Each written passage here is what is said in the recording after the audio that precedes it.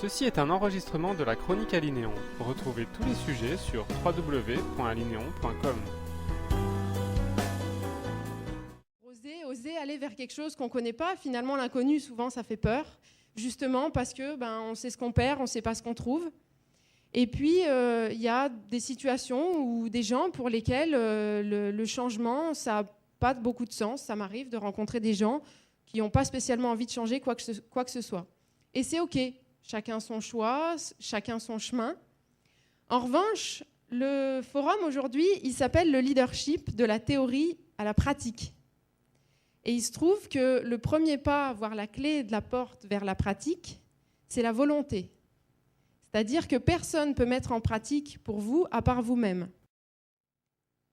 Je ne vais pas vous demander à quel niveau vous êtes, je pourrais, mais je ne vais pas le faire pour préciser qu'on n'est pas là pour juger. Chacun vraiment a son propre chemin et son propre niveau d'avancement là-dessus.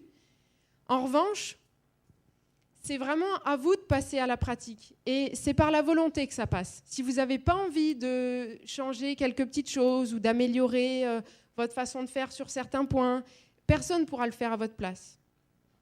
Donc ça commence par là. Alors maintenant, on va parler leadership. Et qu'est-ce que le leadership ?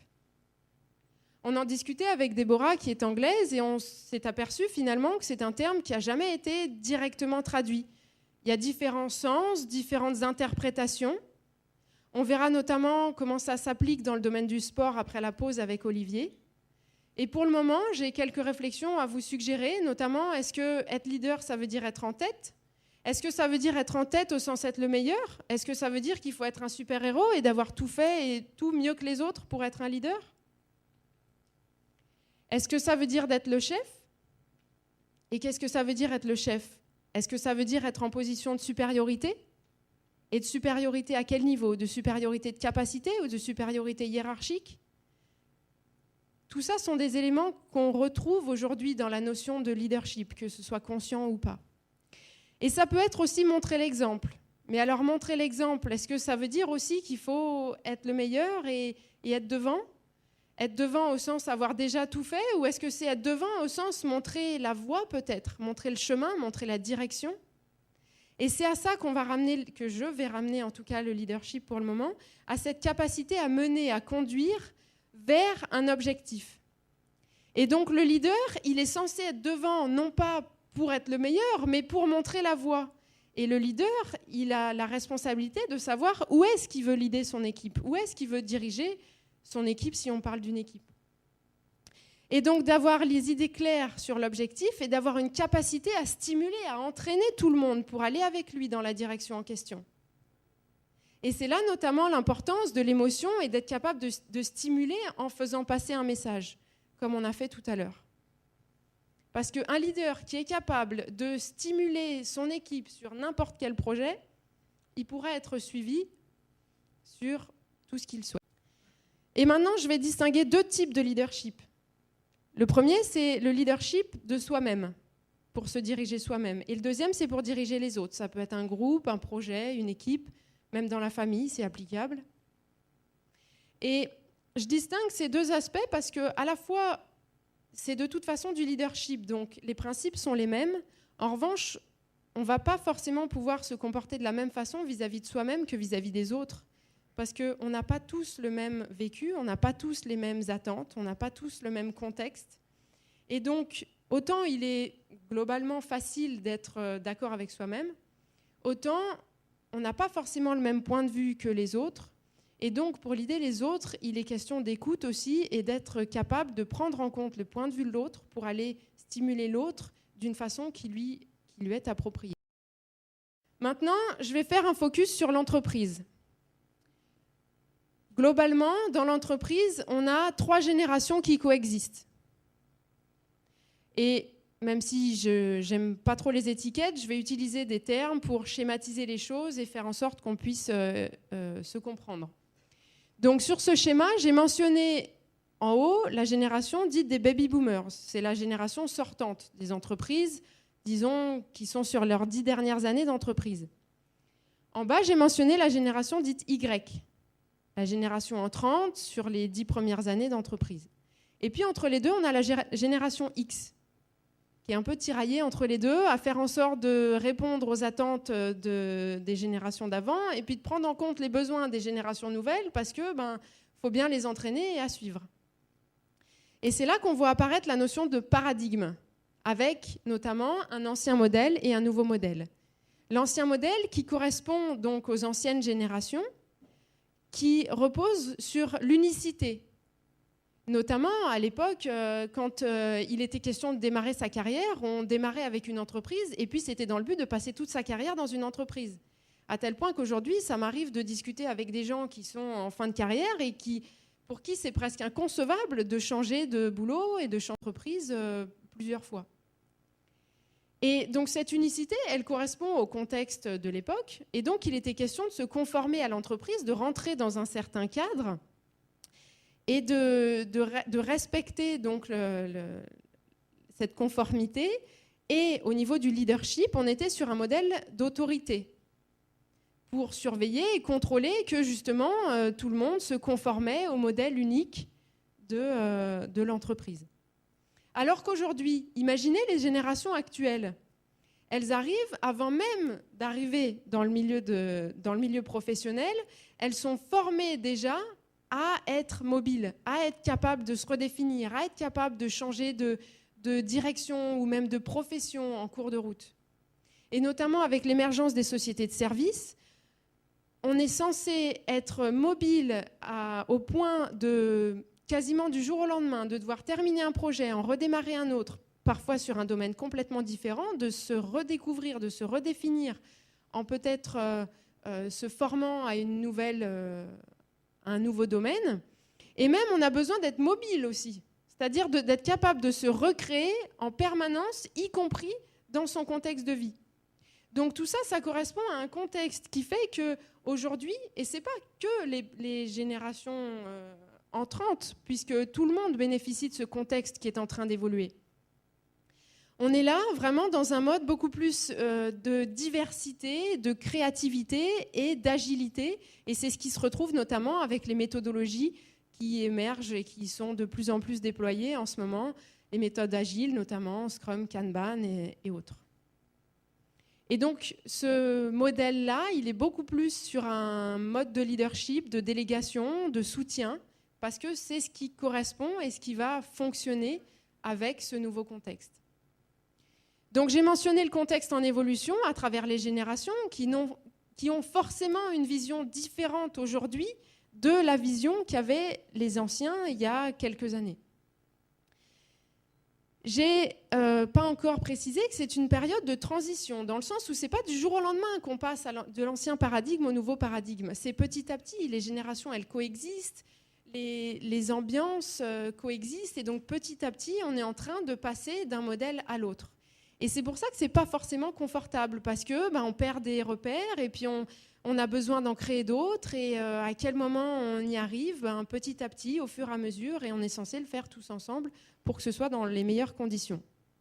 Donc le but, c'est de trouver l'équilibre et d'adapter son leadership au contexte, aux individus et aux valeurs qui vont permettre de porter le projet ou l'équipe. Alors aujourd'hui, en entreprise, on a un vrai challenge, une vraie difficulté. C'est que jusqu'à présent, la progression individuelle personnelle était associée à la position, notamment hiérarchique et de leadership. Ça, c'est une difficulté parce que ça mixe deux objectifs qui sont presque contradictoires, c'est-à-dire un objectif personnel individuel et l'objectif de faire grandir une équipe, par exemple. Faire grandir au sens développer et soutenir les membres de l'équipe. Pour illustrer ça, je vais parler des oies sauvages. Je ne sais pas si vous connaissez le fait que quand elles migrent vers le sud à l'automne, elles volent en formation en V, toujours en groupe. Et il se trouve qu'en faisant ça, ça leur permet d'augmenter leur autonomie de vol de plus de 70% par rapport à une oie qui volerait seule. Et c'est le principe, c'est ce qu'on voudrait dans une équipe, de pouvoir aller beaucoup plus loin que si on était tout seul, sinon autant y aller tout seul. Et alors, il y a deux éléments importants par rapport à ça, c'est que le premier, on le voit sur l'image que j'ai mis des deux oies, c'est que l'oie qui est en tête, elle est légèrement en dessous. Et ces mouvements d'aile vont soutenir l'oie qui est derrière pour lui faciliter la tâche, ce qui fait que l'oie qui est derrière va fournir moins d'efforts pour pouvoir avancer avec l'oie qui est en tête.